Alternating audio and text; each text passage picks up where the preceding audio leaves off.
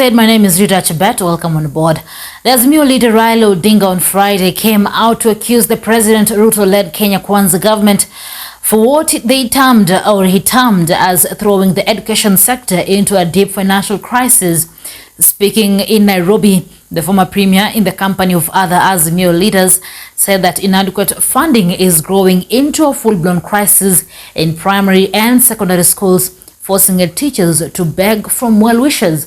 Our reporter Mary Magdalene Kesa prepared that story. Let's check it out.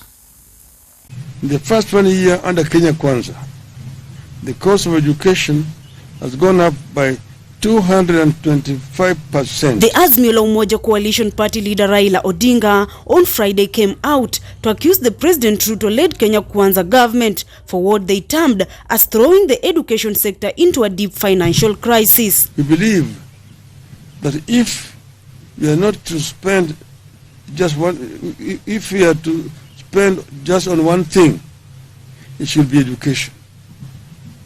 In 1 year, Kenya Kwanza has thrown the education sector into a deep financial crisis. Speaking in Nairobi, the former premier, in the company of other Azimio leaders, said that inadequate funding is growing into a full-blown crisis in primary and secondary schools, forcing head teachers to beg from well-wishers to help finance schools. Inadequate funding is growing into a full-blown crisis in primary and secondary schools, forcing head teachers to beg from well-wishers to help finance schools, straining parents further, and threatening the high enrollment reached in recent years as many students are sent home for school fees. Although academic year is coming to an end, the funds that have been released to schools are way below what was required. In some of the schools, the government has disbursed as low as 15,000 shillings for a student population of 400.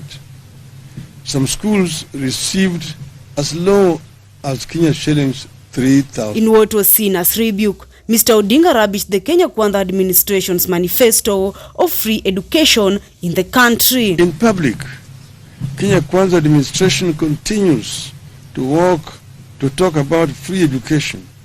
The reality in our schools and homes across Kenya is that education is no longer free, either in primary or secondary schools.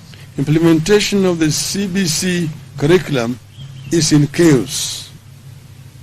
Mismanagement persists as key institutions like the TSC, the KNEC, and the ministry itself. Inequality between public and private schools is rising.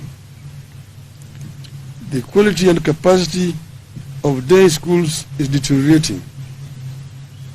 But more worrying is that parents are being forced to pay for this chaotic and poor quality education. The opposition leader reiterated that in under 365 days, Ruto's government has driven the education sector and the country to a graft compromise, mismanagement, lack of clarity, lack of interest, and weak leadership in the sector. But the quality is not guaranteed.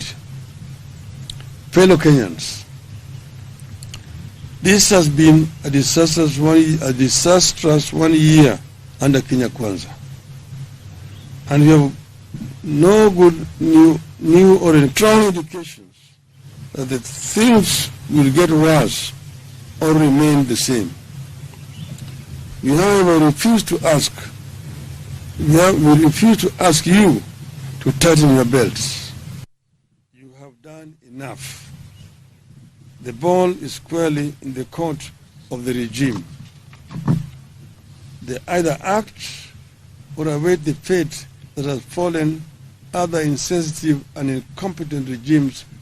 We are, however, very concerned that under the Kenya Kwanza, education and the country are getting compromised by mismanagement, lack of clarity, lack of interest, and weak leadership in the sector.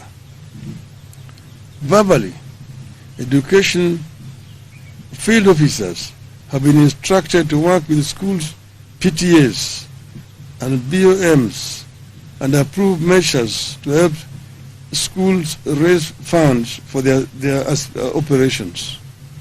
For schools, this only means raising school fees.